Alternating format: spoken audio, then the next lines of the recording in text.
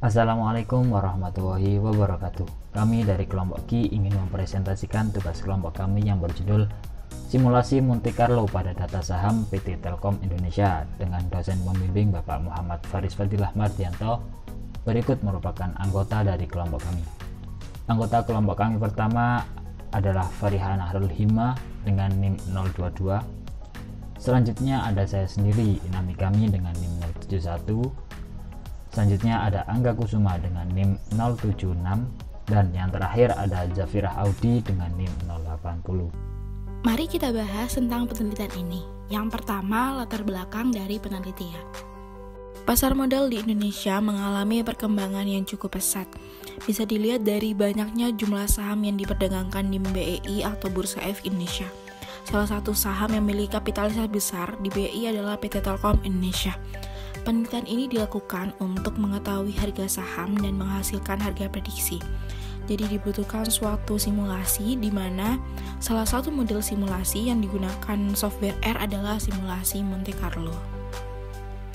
Dalam penelitian ini, kenapa sih menggunakan Monte Carlo dan data apa aja sih yang digunakan? Lalu gimana caranya?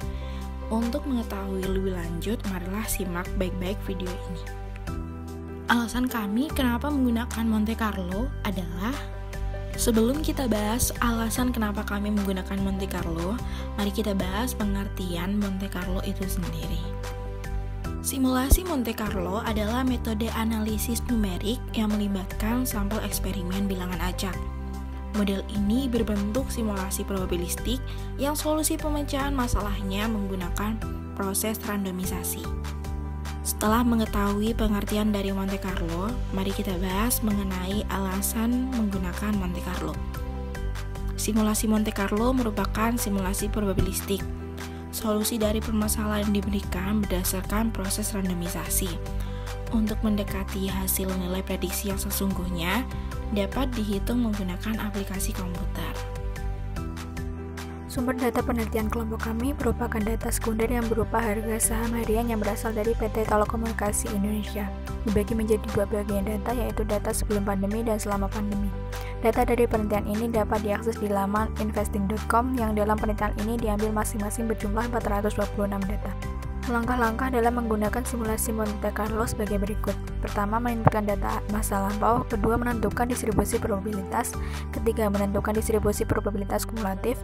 Keempat, menentukan interval angka acak. Kelima, membagikan angka acak. Selanjutnya adalah melakukan simulasi, dan yang terakhir membandingkan hasil. Selanjutnya kita masuk ke bagian pembahasan. Baik, selanjutnya kita akan mulai masuk ke pembahasan. Yang pertama, simulasi Monte Carlo dengan data sebelum pandemi. Berikut ada data yang akan kami gunakan, diambil dari laman investing.com pada tanggal 30 Mei 2018 hingga 1 Maret 2020. Data terbagi menjadi 7 kelas dengan panjang kelas masing-masing 200, di mana nilai median yang akan digunakan pada proses simulasi Monte Carlo. Baik, selanjutnya kita akan mulai masuk ke dalam program simulasi R. Di sini kami telah menyiapkan program. Maka untuk memanggil program kita harus Ctrl Alt terlebih dahulu, lalu kita menggunakan Ctrl Enter agar bisa merun programnya. Di sini nama program kami dengan nama Monte Carlo, kita panggil Monte Carlo, lalu Enter. Minta untuk menginputkan banyaknya data, kita inputkan sebanyak 7 berdasarkan banyak kelas, dimana nanti data yang dimasukkan adalah nilai median dan frekuensi yang berada di pojok kanan atas. Kita masukkan satu persatu nilainya.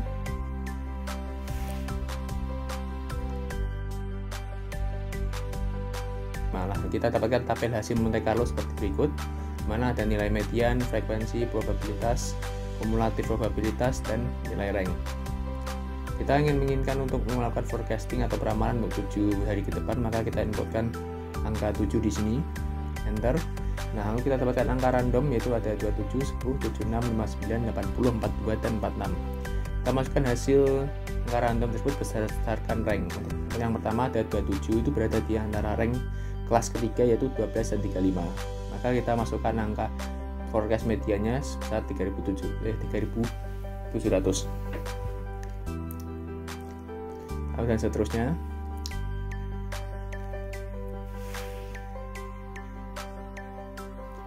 Untuk data kelima, data keenam, dan data forecast ketujuh. Nah, kita sebutkan hasil akhirnya itu tabel hasil peramalan. Ada hari ke, nilai acak, nilai prediksi dan nilai aktual dari data sebenarnya. Baik, selanjutnya hasil yang kita peroleh akan kita hitung untuk menghitung nilai MAPE, di mana nilai MAPE dihitung dari nilai aktual dikurangi nilai prediksi dibagi nilai aktual dikalikan 100%. Di sini kita peroleh nilai MAPE prediksi ada 7,46573. Karena hasil MAPE kurang dari 10%, maka dapat disimpulkan bahwa kemampuan model peramalan sangat baik. Sekarang kita akan melakukan simulasi kedua, yaitu dengan menggunakan data selama pandemi. Ya, berikut ada data yang kami gunakan dari tanggal 2 Maret 2020 awal pandemi di Indonesia hingga 1 Desember 2021. Data juga terbagi menjadi 7 kelas dengan panjang kelas sebesar 150. Ya, kita kembali ke program R dengan menggunakan data yang sebelumnya yang sekarang ada di pojok kanan atas. Masih menggunakan program yang sama, kita run terlebih dahulu programnya itu dengan Monte Carlo. Ya, kita inputkan banyaknya data yaitu 7 kelasnya. Lalu kita masukkan masing-masing nilai variabel median dan frekuensi data per kelas.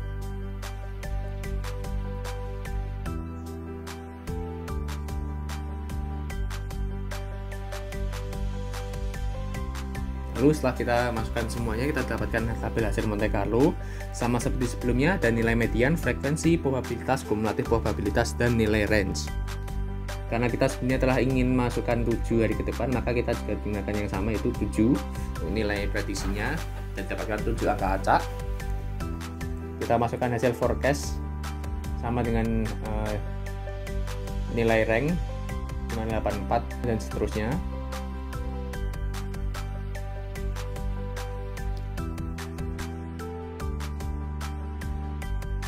Setelah itu kita dapatkan tabel hasil akhirnya, tabel hasil peramalan di mana ada hari ke, nilai acak, nilai prediksi, dan nilai aktual atau nilai yang sebenarnya.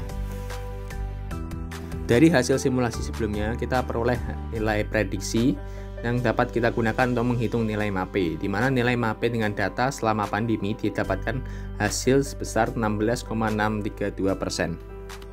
Hasil dari MAPE masih berada di antara 10 hingga 20%, berarti bahwa hasil peramalan masih tergolong baik. Untuk mengetahui apakah terjadi perubahan yang signifikan antara harga saham PT Telkom Indonesia sebelum pandemi dan selama pandemi, dilakukan uji independentitas dengan hipotesis seperti yang tertera pada slide. Sedangkan signifikansi sebesar alfa 5% atau 0,05 dengan bantuan software SPSS didapatkan output seperti pada gambar yang tampil.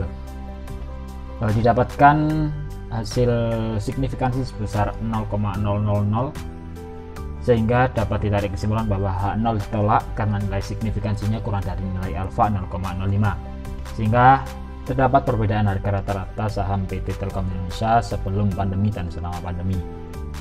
Nilai rata-rata harga saham PT Telkom Indonesia sebelum pandemi sebesar 3.895, sedangkan selama awal pandemi sebesar 3.256.